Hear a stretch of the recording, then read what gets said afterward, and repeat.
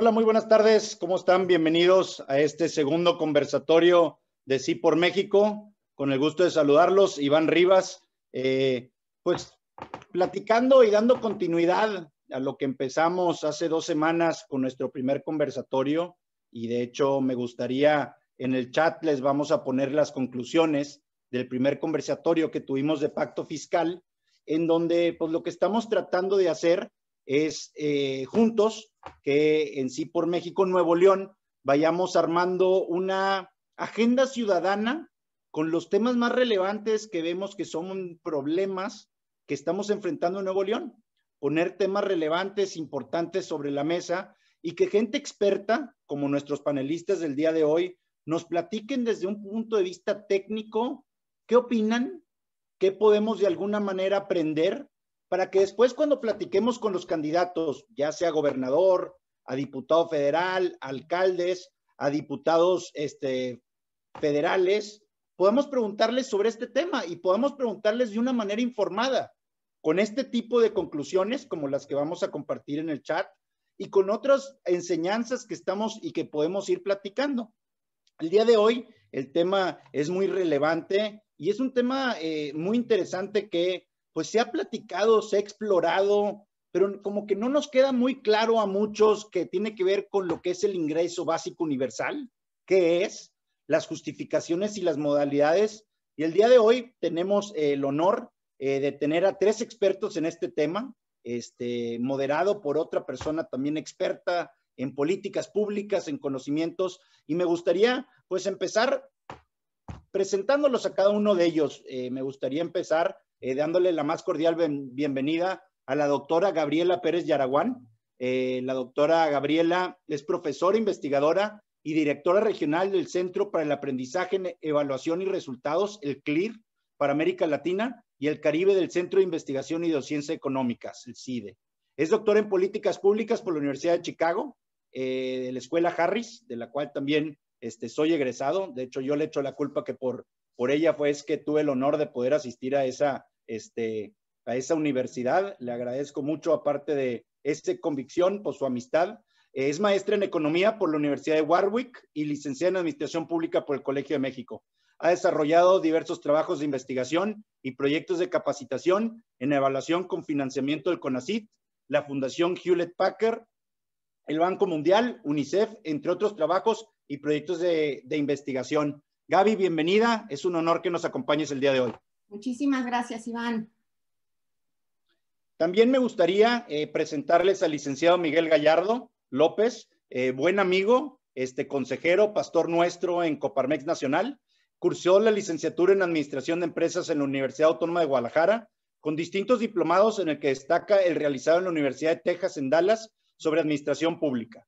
Reconocido empresario del sector de seguros y desempeñando puestos dentro de Coparmex como presidente nacional de empresarios jóvenes, presidente de Coparmex Morelia, Michoacán, actualmente vicepresidente nacional de centros empresariales y secretario general de Coparmex Nacional, entre otros. Miguel, un gusto y un verdadero honor que nos acompañes el día de hoy. Es un placer, mi querido Iván. Encantado de estar aquí con todos ustedes. Finalmente, y también por su gran prestigio y honor, darle la más cordial bienvenida al doctor Arturo Dam Arnal, que estudió la licenciatura en Economía en la Universidad Autónoma Metropolitana y la licenciatura en Filosofía en la Universidad Panamericana, donde también cursó la especialidad en Filosofía Política y Social, las maestrías en Filosofía, en Ciencias Jurídicas y en Derecho Económico, así como el doctorado en Filosofía. Es profesor en la Facultad de Derecho y Filosofía y en la Escuela de Gobierno y Economía en la Universidad Panamericana y profesor invitado del IPADE. Es autor de 22 libros sobre temas de economía y filosofía y coautor de otros 8. Doctor Arturo Dam, un honor que nos acompañe el día de hoy y bienvenido. Iván, muchísimas gracias. Un saludo a todos ustedes. Gracias por la invitación.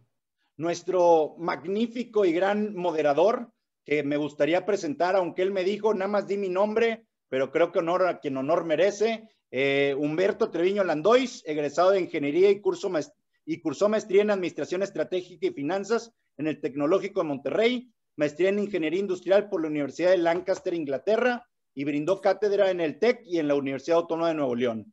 Dentro de su trayectoria en el sector público, se encuentra ejercer puestos como regidor del municipio de Monterrey, 2 veces diputado local en el año 1991 y en el año 2002. en el 2000. También fue subsecretario en la Secretaría de Comunicación y Transporte, director de Capufe, entre muchas otras responsabilidades que ha tenido. Un honor, Humberto, que nos moderes el día de hoy. Y bueno, antes de darte la palabra, nada más, un poquito de notas. Se va a llevar más o menos una hora este panel. Los últimos 15 minutos tendremos una parte de preguntas y respuestas, en donde nos gustaría invitarlos a poner sus preguntas en la parte inferior, en la barra inferior de sus pantallas, donde dice preguntas y respuestas, o si lo tienen en inglés, en Cuya. Ahí Humberto estará pendiente y haremos estas preguntas.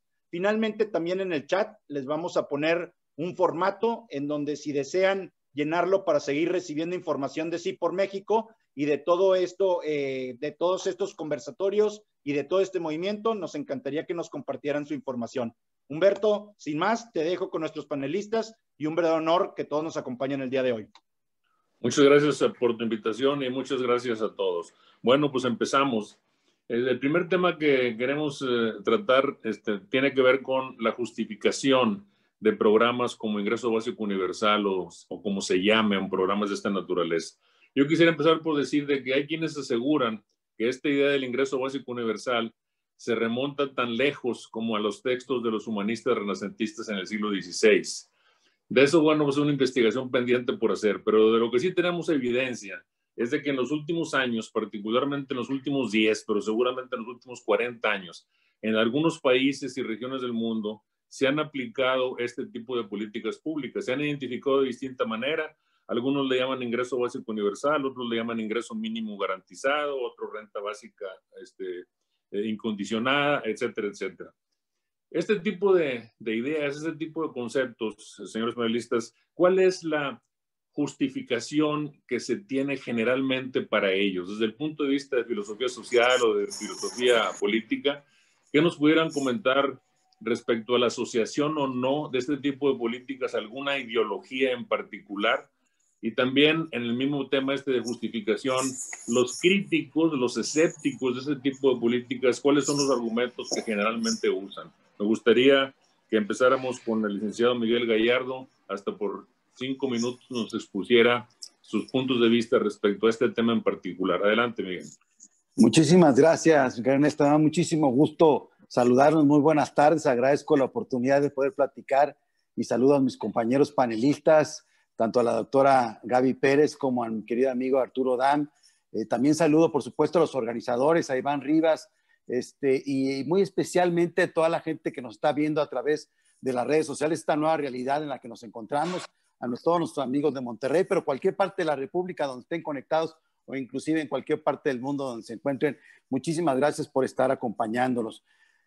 Hablando de la justificación, a ver, primero déjenme aclarar cuál es el origen, al menos desde la Coparmex. Yo participando dentro de la Coparmex y también ser uno de los voceros de Sí por México me permite tener este vínculo importante. Déjenme aclarar cuál es la parte del origen, podríamos decir en el 1.0 del ingreso básico universal y su evolución ahora en Sí por México, que podría yo denominarlo el 2.0, al menos para nosotros. Viendo primero, yo creo que aquí es importante, al hablar de la justificación, me tendría que ir para atrás para entender que a principios de este año, inclusive finales del año pasado, cuando estábamos viendo todo lo que estaba pasando en Medio Oriente, a principios de este año, cuando estábamos viendo que de Medio Oriente ya estaba llegando en Europa y que evidentemente iba a venir una crisis de sanidad con proporciones inimaginables, al menos no teníamos en el radar o en la historia reciente de nuestro país algo que fuéramos a vivir de esta naturaleza, pero además sabíamos que iba a venir acompañado de una crisis económica de manera también muy importante.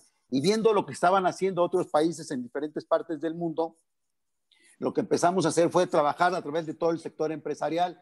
Nos reunimos particularmente ya con el Consejo Coordinador, todas las organizaciones empresariales, todos los sectores que estábamos involucrados en el tema de la economía, y empezamos a ver cuáles eran los proyectos, las ideas que podíamos en un momento dado tener. De ahí nacieron 68, muchos de ustedes recordarán febrero, marzo de este año que estoy hablando, cuando estábamos todavía visualizando que estábamos ya en el corto plazo de vivir una crisis como la que nos íbamos a encontrar, en la que estamos inmersos precisamente en este momento.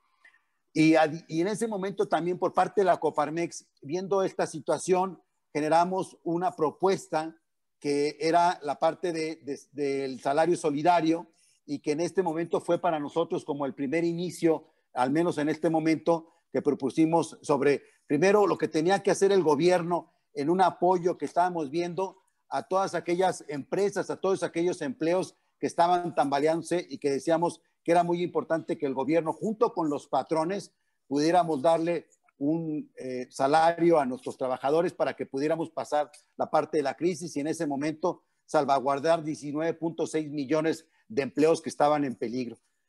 Posteriormente, también estábamos pensando en aquellas empresas que ya empezaban a tener problemas o ya estaban empezando a tener problemas y que evidentemente no aguantaron y que decíamos el gobierno tenemos que apoyar con un ingreso básico a los trabajadores para que puedan subsistir ya sin el trabajo, ya sin ni siquiera la empresa que estaba vigente en ese momento, para que de un día, recordar que de un día a otro se habían quedado sin su trabajo, sin su sustento, y que pudiéramos apoyarlos al menos por 6, 8 meses o en un caso hasta 10 meses. Y que con eso pudiéramos salvaguardar en aquel tiempo a 1.5 millones de trabajadores.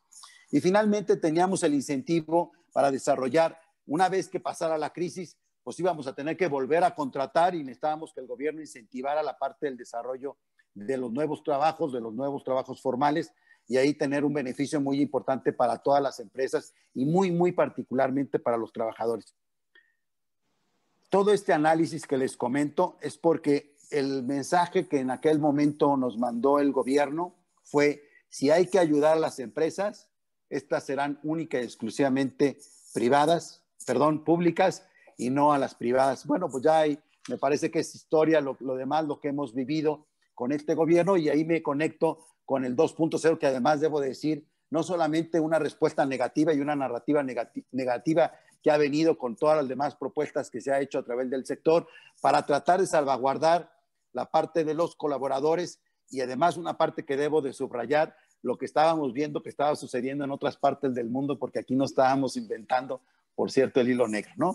Y de aquí conecto con el 2.0 porque cuando empezamos a ver todo este tema y muy particular en Sí por México, que a mí me toca ser vocero, empezamos a manejar que en vez de ingreso básico universal fuera el ingreso básico alimentario. Es decir, aquí hay dos connotaciones y que a mí me parece que los expertos aquí lo dejarán muy claro en el momento de su participación, pero para nosotros nos empezamos a centrar en esta parte que estamos promoviendo y primero en la lógica y la justificación es que es inaceptable que en nuestro país una persona pueda morir de hambre. Eso es lo que estábamos viendo en una primera instancia. Cualquier país que tenga un modelo capitalista como el que nosotros tenemos, con una economía de mercado, que existen grupos de la población que son verdaderamente vulnerables y que no tienen acceso a los servicios, de ahí es donde nace el tema de los impuestos, de ahí los impuestos que cobra el gobierno para equilibrar, para los que tienen mayores oportunidades, de los que producen y que pueden equiparar en algún momento para que con el gasto se puedan cubrir estas diferencias que hay con algunos sectores vulnerables, muy particularmente los que están en extrema pobreza. Y en teoría se invierte en educación pública, en salud, para que con esto podamos reequilibrar la parte de la balanza, pero esto funciona muy bien, pero en países como Suiza, no en México desafortunadamente, ni tampoco en países de Latinoamérica. La educación pública es muy mala, los servicios de salud no se diga, y bueno, y con esto que ha sucedido es que se han exacerbado los programas sociales y que bueno, con esto ha venido una creciente manipulación en la parte del gasto por parte del gobierno y que me parece que aquí, bueno, en la segunda parte que a mí me toca compartir, entraré de lleno para poderlo puntualizar, pero bueno, esa sería mi primera intervención para poder poner este contexto y sobre todo esta justificación, mi querido Ernesto. Muchas gracias, Miguel. Tu punto de vista, doctora Gabriela Pérez, al respecto. Bueno, pues muchísimas gracias, primero que nada, por la invitación, a mi querido amigo Iván, y es un honor estar con ustedes en este conversatorio que creo que es muy relevante comenzar a debatir, a platicar, a ver los pros y los contras de las propuestas que están ahí, ¿no? La idea de un ingreso básico universal no es nueva, ¿no? Como ya mencionó Miguel, algunos dicen que hace 200 años ya estaba, algunos se van mucho más atrás, ¿no? A la época de los griegos. ¿Cuál es la idea principal? La idea principal del ingreso básico universal es que cada ciudadano de un país reciba un ingreso monetario no condicionado, no sujeto a control de ninguna manera y que sea de manera regular, periódica, ¿no? ¿Cuáles son las justificaciones de este ingreso básico universal? Guy Standing, que es uno de los grandes promotores de esta política, él dice, hay tres justificaciones básicas. Una tiene que ver con la justicia social, otra con la libertad y la última con la seguridad. ¿Por qué justicia social? Bueno, no todos nacemos en las mismas condiciones o con el mismo capital, digamos, ¿no? Capital de diferentes dimensiones, no solamente económico, sino también social, familiar y demás, ¿no? Y como no todos nacemos así, ¿no? Entonces debe haber una política pública que pueda remediar esta situación de desigualdad. También en parte de la justicia social, de la justificación de justicia social, tiene que ver con el trabajo no remunerado, ¿no? Durante mucho tiempo ha habido trabajo no remunerado en los hogares, ¿no? Que pues se ve despreciado de alguna manera, ¿no? Y este ingreso universal básico tendría esa función también. En términos de libertad, un ingreso básico universal le permite al ser humano no estar preso de ciertas circunstancias o de ciertos controles. Y finalmente la seguridad, ¿no? Ante eventos catastróficos como los que estamos viviendo en estos momentos con la pandemia, ¿no? Cosa que ha sido señalada también por Miguel, puede la población tener los recursos para afrontar estas circunstancias, ¿no? Ahora, creo que estas son las razones que no tienen temporalidad, ¿no? En los últimos años se ha incrementado la idea del ingreso único universal, el ingreso básico universal, porque hemos visto creciente desigualdad, ¿no? Ha habido cada vez más desigualdad, vemos las grandes acumulaciones de capital y vemos una pobreza muy severa en otros sectores de la población. Otra justificación que también se ha esgrimido es que actualmente vivimos en una época donde los avances tecnológicos, la automatización, la robotización, la inteligencia artificial van a generar que haya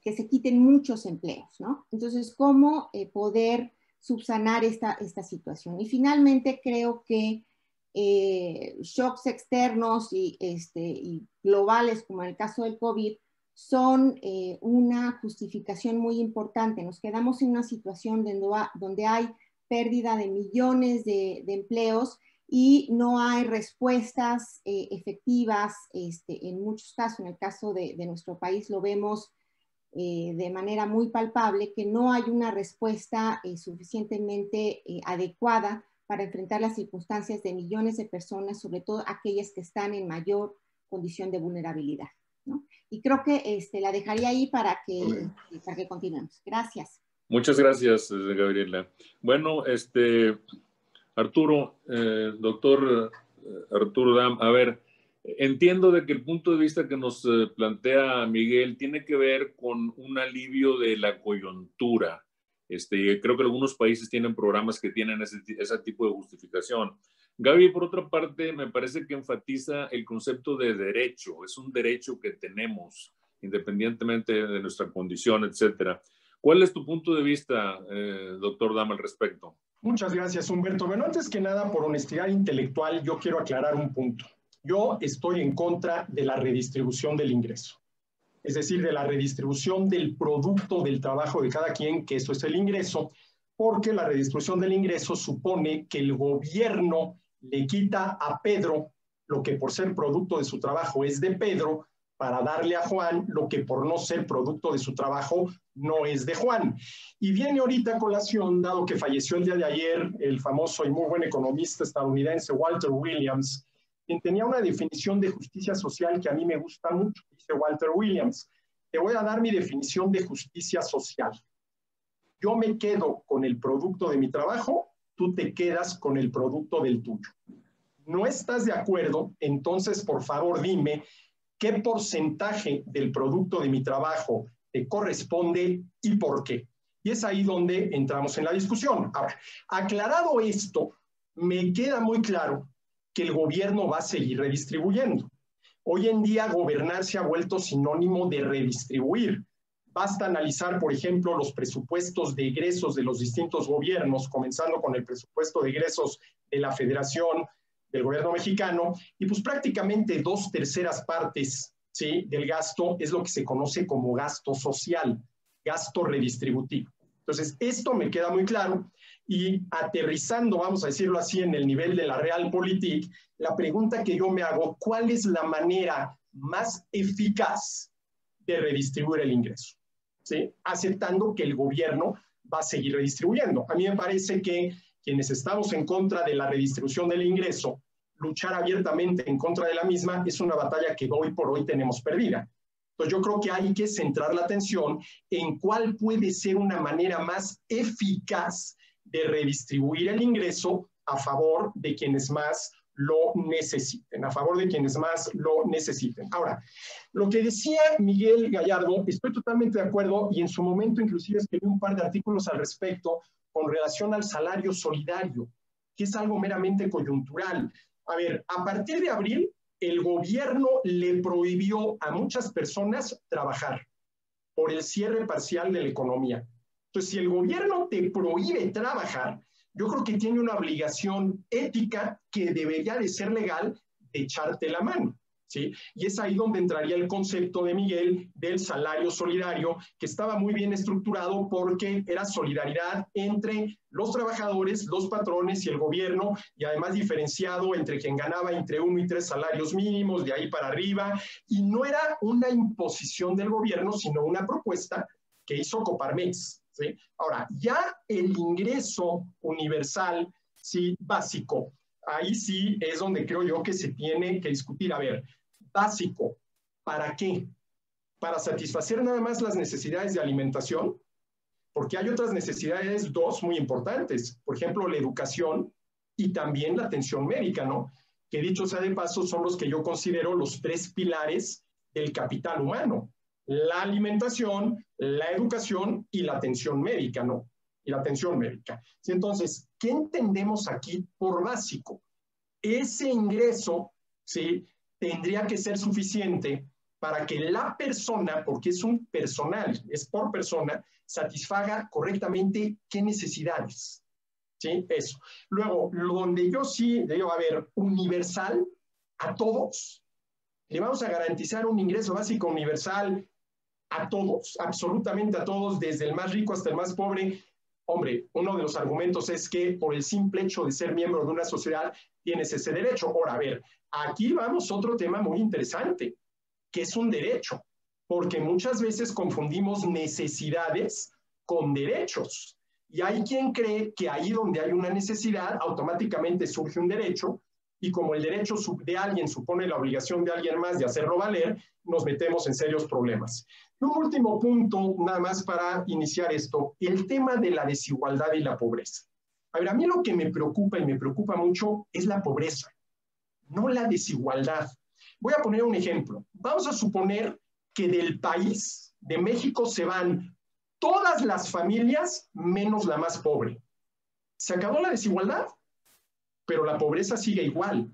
Y yo creo que así hay que tener muy claro que el objetivo no debería de ser, ¿sí?, eliminar la desigualdad, sino eliminar la pobreza. Y esto nos lleva, y con esto termino, al punto. A ver, este ingreso tendría que practicarse de tal manera que no solamente aliviara los efectos negativos de la pobreza, la carencia de satisfactores básicos, sino que fuera a erradicar las causas de la pobreza, ¿sí? Insisto, no, el gobierno va a seguir redistribuyendo, esto me queda muy claro. Entonces yo creo que la pregunta es, ¿cuál es la manera más eficaz de redistribución? Y ahí la pregunta es si un esquema como el ingreso básico universal puede ser más eficaz de lo que tenemos ahorita, y hasta qué punto lo que tenemos ahorita no son aplicaciones muy concretas de esta idea del ingreso básico universal. Por lo pronto, aquí lo dejo. Muchas gracias. Pasamos a la segunda parte contigo, doctora Gabriela.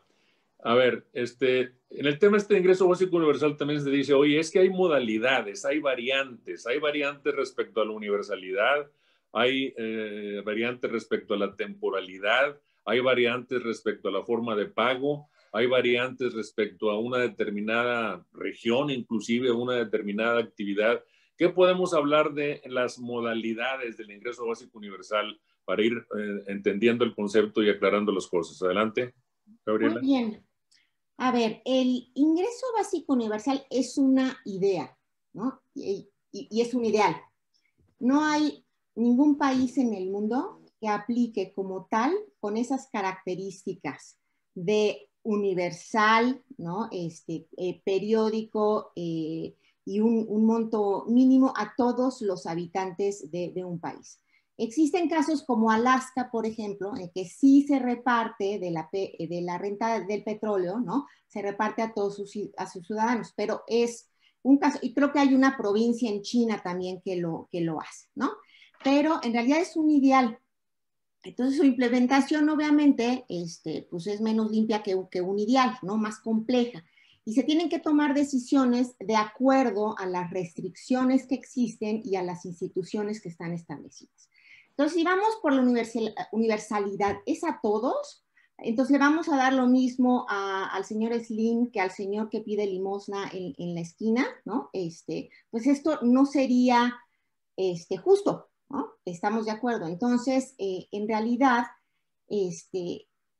por universal muchas veces lo que se entiende es que todos tienen la posibilidad de tener acceso a ese ingreso en determinadas circunstancias. Entonces, si Carlos Slim en algún momento se vuelve muy, muy pobre, ¿no? Podría acceder por derecho, ¿no? a ese ingreso.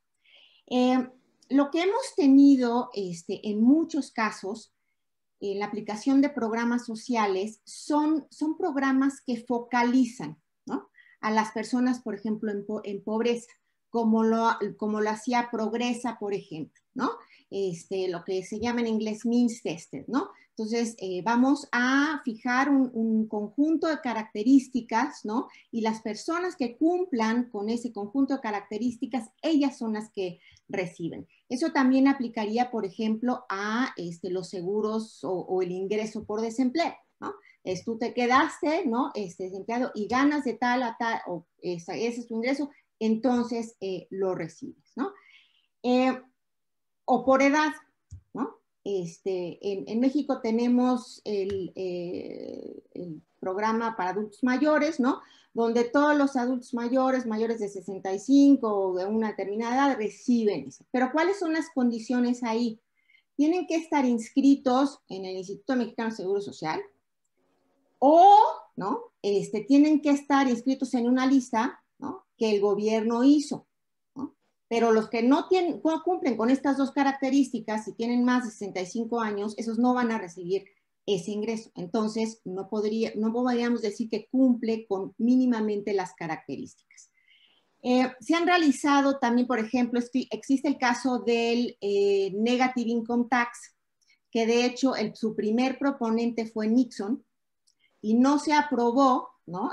por los demócratas que entonces tenían la mayoría de la Cámara de Representantes, porque los demócratas querían que fuera más alto. Pero ¿cómo funciona este tipo de transferencias? Funciona para todos aquellos que reportan ingresos ante la autoridad tributaria, ¿no? Entonces, todos los que no reportan actividad a la autoridad no reciben esto. Eso también tiene que ver con qué nivel de ingreso tienes, ¿no? Entonces, creo que hemos tenido algo que se acerca a un ingreso básico universal, pero no estamos ahí todavía como es ideal. Tenemos muchos ejemplos de transferencias monetarias, sobre todo en países de lo que se llama en las organizaciones internacionales el sur global, ¿no?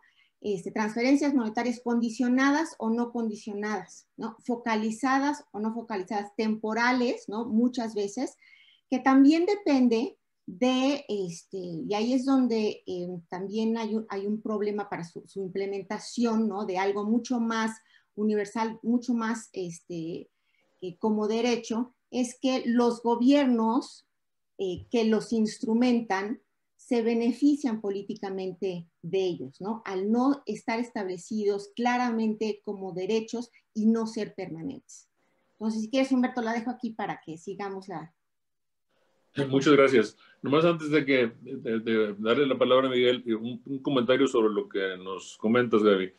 Algunos que son, digamos, pro el ingreso básico universal señalan que tiene dos grandes ventajas. Una es de que al ser universal, administrativamente es más barato que hacerlo por programas que tienen que cumplir una serie de padrones y de cosas administrativas que lo hacen a veces que sea más la administración que el propio beneficio. Y la otra cosa es que inhibe el engaño, es decir, no inhibe de que gentes que no tengan el derecho falseen su información para hacerse y a llegar ese beneficio. Entonces, bueno, eso es lo punto ahí nada más. A ver, Miguel, ¿qué tienes que comentarnos al respecto de las modalidades del ingreso básico universal? Gracias, mi querido Humberto. Oye, pues primero, a ver, ahorita viendo en el tema de modalidades también está mucho el tema como de los críticos, ¿no? Y cuáles son estos personajes que están ahí. Yo creo que los principales argumentos de ellos es que por eso están precisamente los programas sociales. Ese es se enarbolan esta parte. Me parece que es precisamente estos programas los que actúan de manera perversa. Y a ver, déjame explicarme de esta forma. Primero, en vez de tener el ingreso básico universal, que me parece que ya lo hemos comentado ahorita, y nosotros preferimos que sea un ingreso básico alimentario, es para aquella persona que no puede, en vez de tener un aparato burocrático de pues, tanta gente que está involucrada en la parte del gobierno y que está detrás de todos los programas sociales, que me parece que lo voy a presentar en un ratito más, como muchos de ellos no cumplen ni siquiera con la función para la que fueron creados. Y hay programas como, por ejemplo, los que hoy tienen y maneja la parte del gobierno, que ya lo comentaba hace ratito Gaby y también Arturo, que es, por ejemplo, el de los viejitos. Y ya por el solo hecho de ser una persona de la tercera edad, pues ya debe de recibir una cantidad de dinero en la parte universal, aunque ya Gaby también acotó que hay algunas consideraciones que se tienen que hacer. Pero el punto más importante acá es que habrá quien no lo necesite y que por su situación económica pues no tenga necesidad de acceder a ese ingreso. Ahí me parece que es donde estamos enfocados de manera incorrecta, y ahí es donde precisamente la pregunta es a quién se lo das. Bueno, en este caso nosotros pensamos que tiene que ser a la población de pobreza alimentaria, que identificamos que una parte muy importante es que cómo se identifica a esta población. Bueno, me remito a lo que había o lo que se había construido antes, no necesariamente porque eso fuera bueno o malo, pero me parece que es un referente. Pues eran los programas como Prospera, Progresa, que ya tenían un padrón de un grupo de personas vulnerables de extrema pobreza, y que bueno, ahí me parece que uno de los aciertos, sin decir que eran buenos programas, pero me parece importante mencionarlo, es que condicionaban a la persona para darle ese recurso a que, por ejemplo, sus hijos asistieran a la escuela o que hicieran uso de los servicios de salud, de alguna manera que tomaran algún curso mini básico de administración. Entonces, de alguna manera ligaban, no solamente te lo doy, sino que además pretendo que el día de mañana, pues tú salgas de esa situación en la que te encuentras, como diríamos en Coparmex, de manera subsidiaria. Entonces, lo que se tiene que discutir en estos programas es que las familias duren un tiempo en este programa y que tengan también incentivos de puertas de salida, porque eso es precisamente una vez que identificamos a estos grupos de la población, que ya lo mencionaban hace rato, que por el solo hecho de haber nacido en el lugar donde hayan nacido, pues eso a veces los podría condicionar en una situación completamente adversa.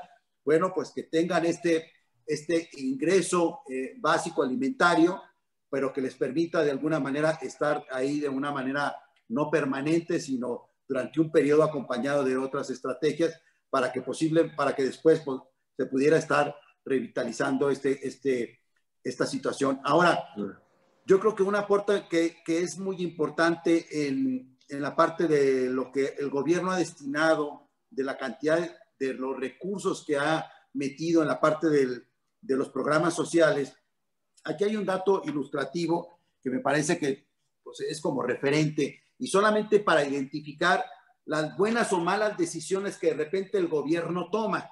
Entonces, aquí nosotros pues estamos precisamente para eso, para decir, oye, hay una buena política pública, habrá que aplaudirla. Hay una mala política pública porque no tiene las características de transparencia, de rendición de cuentas, no tiene, el objetivo no se está cumpliendo al final.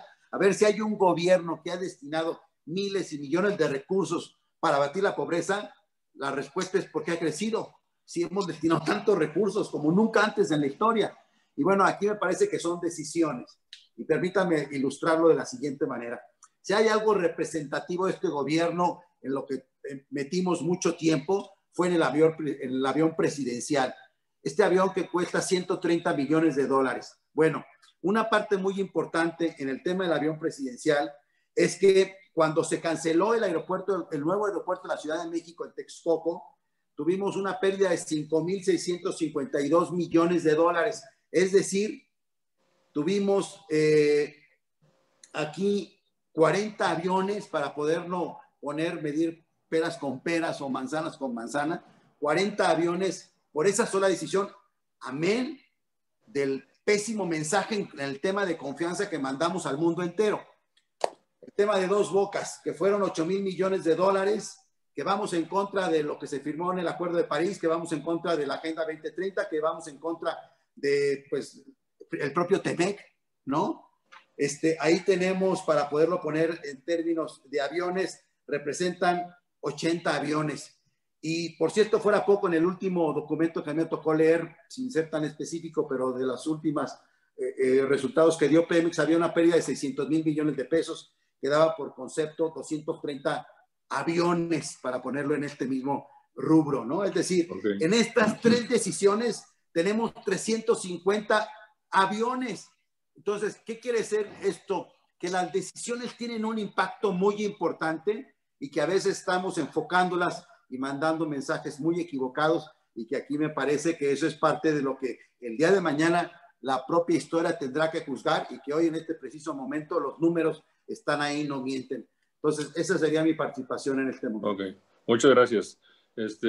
Miguel, Arturo, comentabas tú de que, digamos, de la distinta nivel de preocupación por la pobreza que por la riqueza, eso está muy claro. Pero ¿qué no es que el ingreso básico universal precisamente lo que ataca es el ingreso más que el saldo, y trata no de hacer buscar igualdad en la riqueza, sino tener digamos una cierta equidad en el digo, a nivel mínimo por supuesto, pero en el ingreso? ¿Qué tendrías que comentar con respecto a esto en relación a las modalidades del ingreso básico universal? Mira, primero que nada hay que tener muy claro que, estrictamente hablando, el ingreso, lo que conocemos como ingreso, es el producto del trabajo de cada quien, ¿sí? Entonces, cuando el gobierno otorga subsidios, estrictamente hablando no es un ingreso, aunque coloquialmente lo decimos, es un subsidio. O sea, que salió del ingreso de alguien más, ¿no? Por ejemplo, lo que mencionaba Gabriel hace rato, el Negative Income Tax, que entre otras cosas fue defendido por Milton Friedman, pues es un subsidio. A ver, un impuesto negativo es un subsidio al final de cuentas, ¿no? Ahora, a ver, volviendo al tema de las modalidades, ¿sí?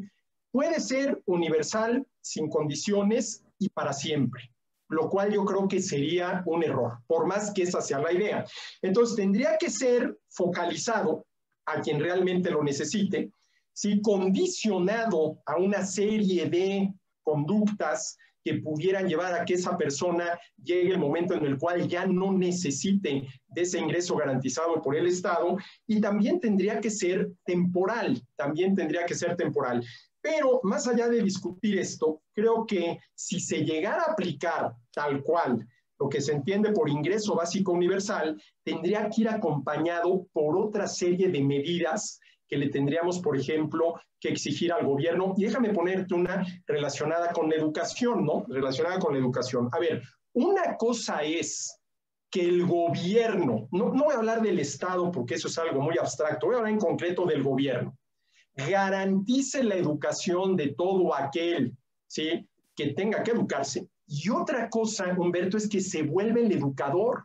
A ver, ¿en qué momento pasamos de lo uno a la otro?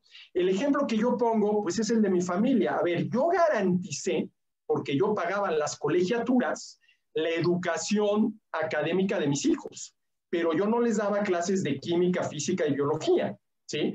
¿Qué sucede con el gobierno? Que él garantizar la educación lo entiende como yo soy el que tiene que proveer la educación, ¿sí?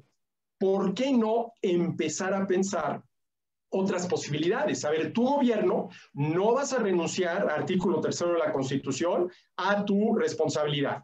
Pero de eso a que tú te vuelvas el educador, a ver, si lo pensamos bien, Humberto, es algo muy peligroso. A ver, ¿qué están haciendo muchos padres? Dejando en un funcionario del gobierno, el maestro de la escuela pública, la educación de sus hijos. A ver, pensémoslo un momento, ¿no? ¿Esto qué supone, sí? Y lo mismo podríamos decir, por ejemplo, con la atención médica. Una cosa es que yo garantice la atención médica de quien la necesite, y otra es que yo me vuelva el doctor, el médico, ¿sí? Y lo mismo podría suceder con la alimentación. Entonces, si se llegara a aplicar, hablando de las modalidades, esta idea del ingreso básico universal, creo yo que tendría que ir acompañada con otra serie de medidas que, insisto, hagan que este tipo de políticas públicas basadas en la redistribución sean más eficaces. A ver, ¿cuál es la política social exitosa? La que al paso del tiempo sale sobrando porque la gente ya es capaz de valerse por sí misma. Y yo creo que sean los programas sociales de siempre, sean los programas clientelares de la actual administración, sea el ingreso básico universal, el objetivo tiene que ser que llegue un momento en que nada de esto sea necesario porque la gente ya es capaz de valerse por sí misma. Ahora la pregunta, y con esto termino, a los políticos, a los gobernantes, sobre todo en una democracia, ¿esto realmente les conviene? Que la gente llegue a valerse por sí misma, que sea capaz de generar un ingreso suficiente con su trabajo que le permita satisfacer correctamente por lo menos sus necesidades básicas. Pero en fin, por lo pronto aquí lo dejo, Humberto. Sí, y seguimos al tercer tema del caso de México, que ya te empezaste a adentrar en esto, Arturo. Seguimos contigo con los comentarios sobre el tercer punto. O sea, ¿qué hacer en el caso de México? Como bien lo señalabas, el tema de la política redistributiva del gobierno, pues digo, ya tiene su historia, ¿no? De solidaridad, progreso, etcétera. Y ahorita los múltiples programas que hay, lo de adultos mayores y lo de becas, etcétera, etcétera. ¿No sería, entendiendo tu punto de que eres tú, digamos, en cierto sentido en contra del concepto del ingreso básico universal y tu principio de que el ingreso debe depender de tu trabajo? Pero bueno, entendiendo de que el gobierno sigue con esta política redistributiva y no es imaginable que a corto plazo la suspenda, ¿no sería deseable convertir toda esta serie de programas que se convierten en clientelares, que tienen un costo burocrático muy grande, que inducen al engaño para estar afiliados a determinado padrón, digamos, reconstruirlo, reconvertirlo en un concepto tipo ingreso básico universal, en el caso de México en particular?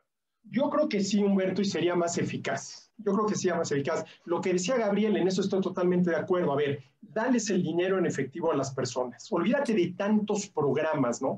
Inclusive, a ver, ¿qué es lo que les estás dando, Humberto? Libertad de elección. Por ejemplo, hoy en día, si la familia que no puede pagar una colegiatura en una escuela privada, pues tiene que mandar a sus hijos a la escuela pública, a la escuela del gobierno. Pero si tú a esa familia le das vales que solamente pueden cambiar por educación, lo que les estás dando es la libertad de elegir poder mandar a sus hijos, por ejemplo, a una escuela privada. Ahora me preguntarías, oye, ¿y cuánto costaría esto? Bueno, aquí sí yo te digo lo que cueste.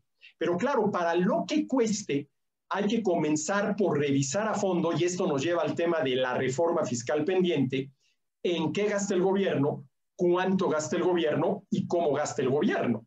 Y en términos generales, el gobierno gasta en cosas que no debería, por lo tanto, ya de entrada gasta de más y muchas veces gasta de mala manera, ¿sí? Por ahí insisto, el gobierno va a seguir redistribuyendo.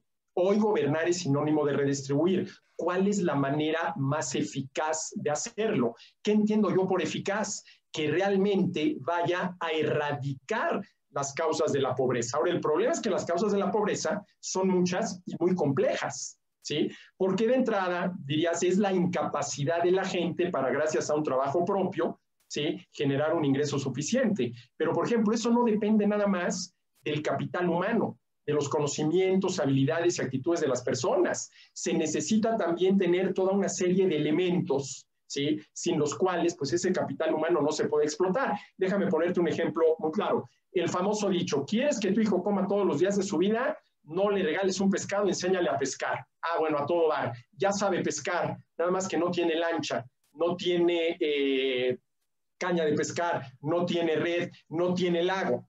Todo eso hace falta, ¿no? Es decir, las causas de la pobreza son multifacéticas, no es nada más una, y atacarlas no es fácil, pero lo que sí tengo muy claro, Humberto, es que si seguimos nada más intentando aliviar los efectos de la pobreza y no intentamos en serio erradicar sus causas, pues vamos a seguir como estamos ahorita, con un 43% de la población de este país sobreviviendo en la pobreza, lo cual, más allá del momento coyuntural, de la pandemia y todo esto, Humberto, es una verdadera vergüenza. Es una verdadera vergüenza, ¿no? Es una verdadera vergüenza. Entonces, ¿qué se tendría que hacer en México? ¿Qué es lo primero? Revisar a fondo en qué, cuánto y cómo gasta el gobierno. Y, por ejemplo, tú dices, el gobierno debería de ayudar a satisfacer necesidades, bueno, te lo acepto, pero también debería, por ejemplo, de defender intereses. Y para terminar este punto y que la gente entienda de lo que estoy hablando, a ver, una cosa es que el gobierno redistribuya el ingreso para darle de comer, lo pongo así crudamente, a quienes tienen hambre, y otra cosa es que redistribuya el ingreso para subsidiar la producción de una película, de un director que quiere filmar su película, pero no está muy seguro de que vaya a ser un éxito en la taquilla, ¿sí? Una cosa es satisfacer necesidades, ¿sí? Y otra cosa muy distinta es defender intereses, ¿no? ¿Y cuánto dinero no se va en la defensa de esos intereses? ¿Sí? Bueno, bastaría revisar el presupuesto de la profesión y luego, en este caso concreto, lo que señalaba Miguel, cuánto dinero no se está yendo a proyectos que muy probablemente van a terminar siendo elefantes blancos, lo cual es verdaderamente criminal. Y sabemos cuáles son, ¿no? El Tren Maya, la refinería, posiblemente el aeropuerto Felipe Ángeles, ¿no? Felipe Ángeles. Entonces, creo que eso es lo que se tendría que hacer en México. Primero que nada, a ver, ¿se va a redistribuir? ¿Cuál es la manera más eficaz de hacerlo para ir erradicando las causas de la pobreza? ¿Y cuánto se necesita? Y luego, ¿de dónde salen esos recursos? Muy bien, Arturo. Gaby, oye, tú sí haces referencia hace rato al programa de Alaska, que entre paréntesis es un programa que tiene 40 años. En este momento hay como una veintena de programas en distintos países, decíamos al principio. Está de Alaska que te referías, está el programa de Irán que tiene 10 años, está el programa de Corea del Sur, ha habido varios intentos en Brasil. Sin embargo, en la historia del concepto de ingreso básico universal no aparece México. Sobre esto que hemos comentado ahorita aquí con Arturo, de reconvertir los distintos programas, digamos, de redistribución del ingreso y consolidarnos en un programa tipo ingreso básico universal, ¿tú qué opinión tienes, Gaby? Y tu experiencia, digamos, en evaluación de políticas públicas en Coneval, etcétera, ¿qué luz nos puedes ofrecer sobre esa posibilidad? Gracias. A ver, creo que lo que han existido son pilotos y son muy localizados, no se aplican en todos los países en el conjunto nacional. Inclusive en México, en algunos libros aparece Progresa como un caso de ingreso básico universal, ¿no? Yeah. Aunque no le llamábamos así porque precisamente fue un programa, ya no existe, ¿verdad? Cambió mucho de nombres, pero ya no existe, ahora nada más son becas. Estaba focalizado, ¿no? Específicamente. Y lo que el IBU, el ingreso básico universal, lo que precisamente no trata de ser es un ingreso focalizado, ¿no? Yeah. O sea, sus virtudes y sus defectos quizá radican en esa universalidad, que no necesariamente significa que todos lo van a recibir al mismo tiempo y en la misma periodicidad, pero que todo el mundo tendría derecho a acceso a ese ingreso, ¿no? Y para vincularlo con el caso de México, creo que los argumentos o las críticas básicas de esta política pública, una tienen que ver con los desincentivos al empleo, ¿no? Se ha argumentado mucho que si tú le das dinero a la gente, entonces va a dejar de trabajar porque ya va a tener con qué comer, entonces ¿para qué trabajar?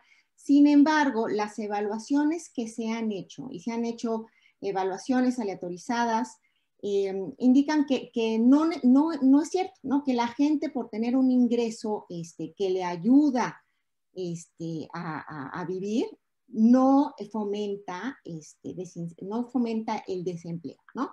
Y la otra gran crítica obviamente tiene que ver con los costos. ¿Cómo vamos a financiar este ingreso, ¿no? Potencialmente para toda la población? Imagínense que un cálculo de servilleta, ¿no? Le damos 5,000 pesos mensuales a los 130 millones de mexicanos que somos, pues eso suma como 8 billones de pesos. El presupuesto actual, el 2021, el que se acaba de aprobar, son 6.2 billones, ¿no? Entonces no nos alcanzaría con todo el presupuesto para tener este ingreso.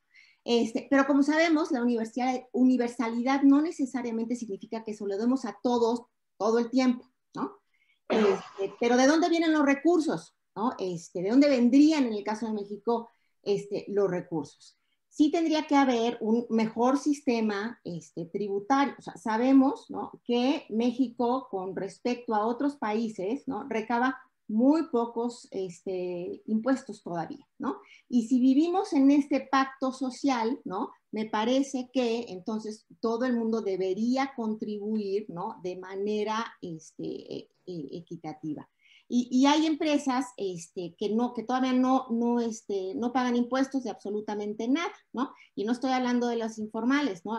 Servicios digitales que apenas empiezan a pagar impuestos, ¿no? También se ha dicho que se pueden conseguir esos recursos por medio de quitar los subsidios a energías no limpias, ¿no? Y entonces así fomentar además, ¿no?, el combate al cambio climático.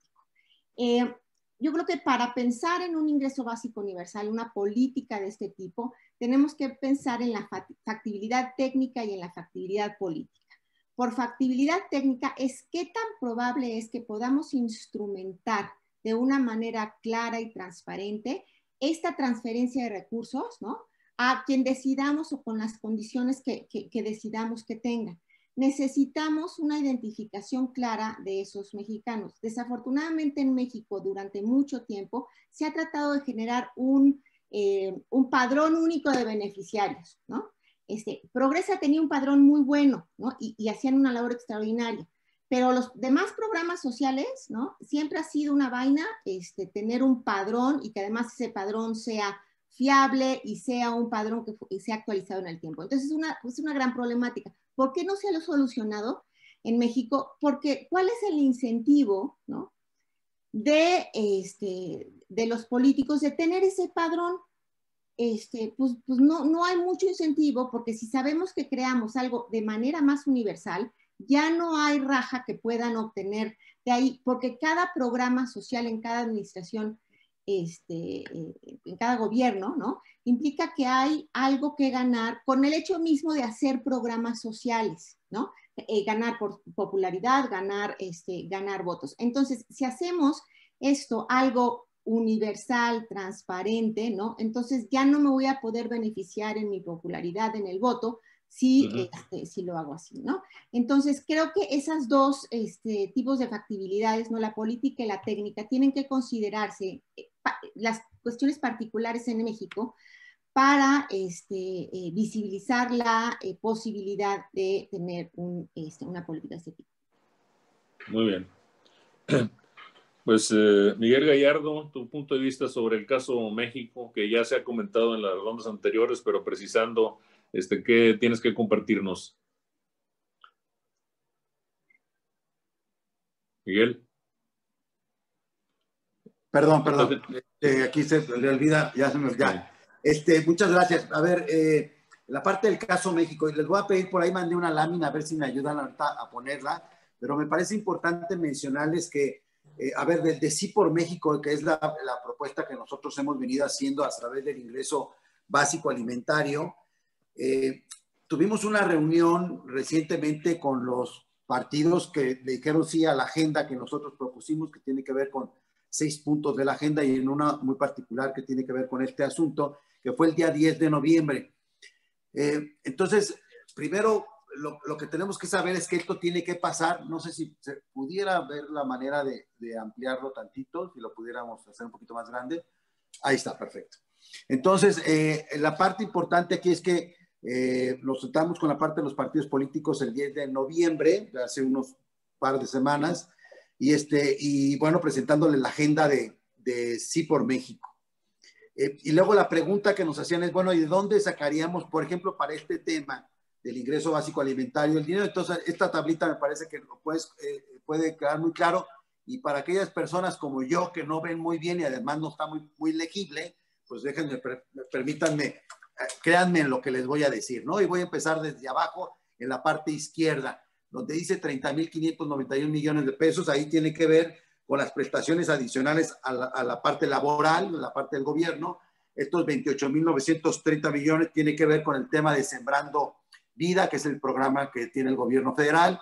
Los pagos de estímulos a servidores públicos tiene que ver con 22,688,000. La parte del programa de Jóvenes Construyendo el Futuro, 20,600 millones de pesos. Producción para el Bienestar, que tiene que ver con 13,500 millones. Programas de precios de garantía, que tiene que ver con 10,962.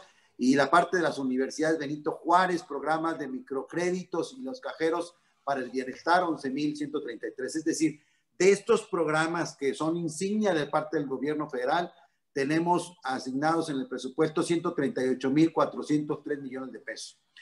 Una parte que me parece también importante mencionar es que el subejercicio que tuvo el gobierno, es decir, el dinero que no se gastó en el 2019, que aquí me dirán los expertos si más o menos estos números van a ser similares, nosotros pretendemos que van a ser iguales. Tuvieron un importe de 163,401 millones de pesos. Si esto lo llevamos a la última columna, ¿cuál es el costo del ingreso básico alimentario?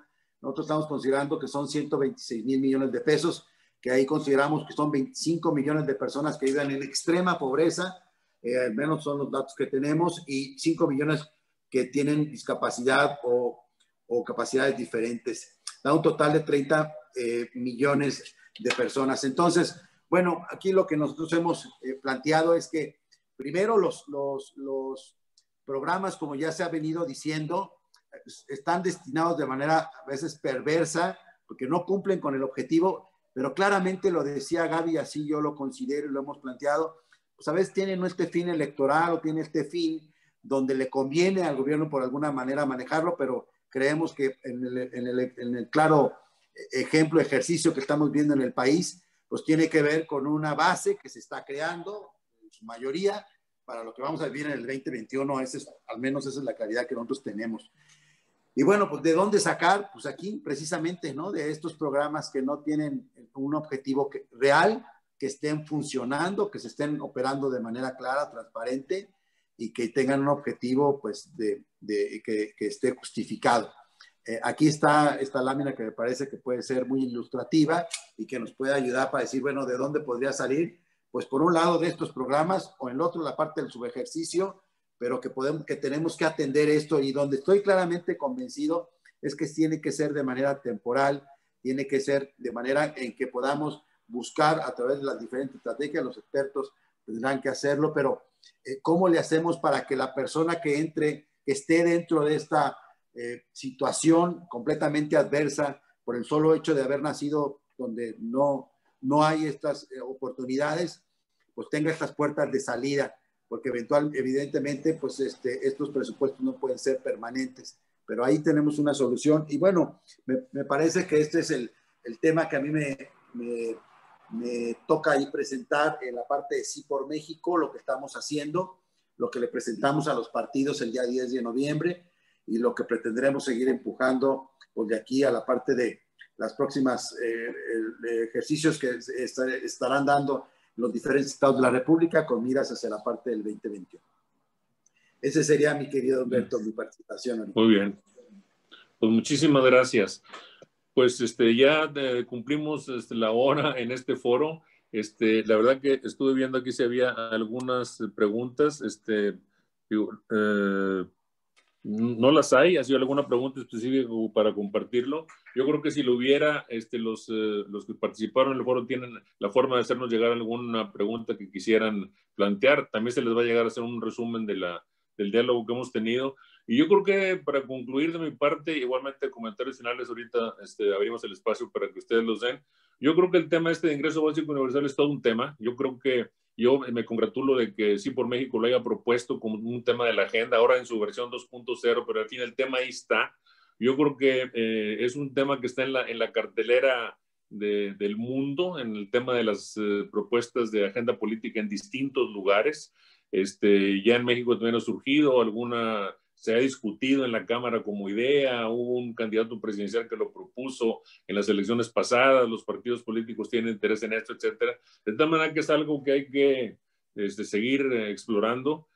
Por supuesto que están los principios que también defendemos en una democracia liberal como la que esperamos a vivir y que bueno, que tiene sus asegúnes, los comentó ahí Arturo con toda claridad, y que hay principios que hay que defender, pero también hay situaciones de coyuntura que hay que atender. Y yo creo que también el tema del derecho que tienen los ciudadanos de tener una garantía mínima de sobrevivencia, pues es importante. Pues por mi parte yo no tendría más que decir, más que agradecerles. No sé si ustedes quisieran un comentario final para cerrar. Gabriela. Nada, muchísimas gracias. Ha sido muy interesante y creo que este tema hay que seguirlo discutiendo. Es interesante ver las propuestas en específico y cómo podemos con esto ayudar a que cada vez tengamos mejores políticas públicas. Muchas gracias. Muchas gracias. Miguel Gallardo, un último comentario para cerrar. Muchas gracias. A ver, lo decía Iván al principio, ¿no? Todo esto estamos preparando para lo que le vamos a decir a nuestros candidatos para las elecciones que van a venir el año que entra. Algo que no podemos permitir que pase el 6 de junio en la noche a esta hora es que, digamos, hubiéramos podido haber hecho algo como sociedad y no lo hicimos. Eso simplemente no lo podemos permitir. Las mejores tesis de democracia en el mundo dicen que cuando se empieza a inclinar el poder hacia un color, hacia un partido, se prenden los focos amarillos. Pero cuando estos se empiezan a inclinar a una sola persona, se prenden todos los focos rojos. Entonces, aquí me parece que este ejercicio es precisamente hacia allá vamos, hacia la parte del 2021, vamos construyendo las agendas, tanto locales como nacionales. Y bueno, pues el presidente en una mañanera decía que se estaban organizando estos de Sí por México, y la respuesta es sí, sí nos estamos organizando, señor presidente, porque no nos gusta el pasado que nos están llevando, ni tampoco nos gusta el presente que nos están ofreciendo. Vamos a luchar como nuestros padres y nuestros abuelos lo han hecho en el pasado para entregarle buenas cuentas a esta generación y a las generaciones futuras. Muchas gracias. Gracias, Miguel. Doctor Arturo Dam, tu turno pues para terminar. Antes que nada, muchísimas gracias a Sí por México por esta oportunidad. Yo creo que cualquier propuesta a favor, no tanto de reducir las desigualdades, sino de eliminar la pobreza, tiene que ser discutida. Estos foros para eso están. Muchísimas gracias, Humberto. Muchísimas gracias, Iván. Gracias a Gaby, a Miguel por el intercambio de ideas. Y ojalá que estos foros se multipliquen. Y luego el principal reto, ¿cómo le hacemos para aterrizar todas estas ideas? Ese es el principal reto. Pero de todas maneras, muchas gracias y muchas felicidades por Sí por México. Pues muchas gracias a ustedes y muy amables por su generosidad y su participación. Y pues muy buenas noches a todos. Muchas gracias. La verdad es que honrados de que nos hayan acompañado. Creo que Arturo comentó algo bien importante. Estamos aprendiendo, estamos haciendo mejores políticas públicas, estamos proponiendo, como también dijo Gabriela. Y bueno, esto lo tenemos que traducir en acciones, como bien lo dijo Miguel. Estas ideas tienen que cambiar a propuestas, a exigencias y a políticas públicas que después podamos medir, que podamos poner indicadores puntuales, que podamos darle seguimiento, que podamos decirle a esta gente, ¿estás haciendo las cosas bien o no las estás haciendo mal?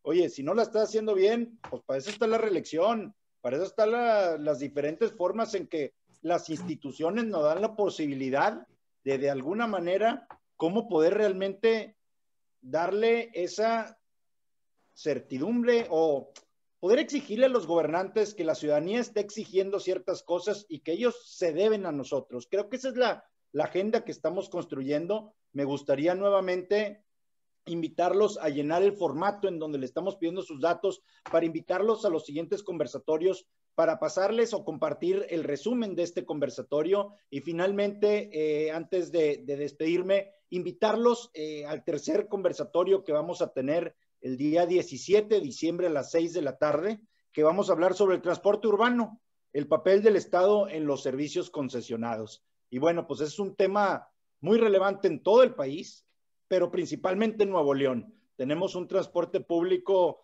de un país realmente, perdón que lo diga burdamente, bananero. Nos hace falta mucho y tendríamos que tener algo mucho mejor en Nuevo León, en México, en general para toda la gente que usa el transporte público diariamente.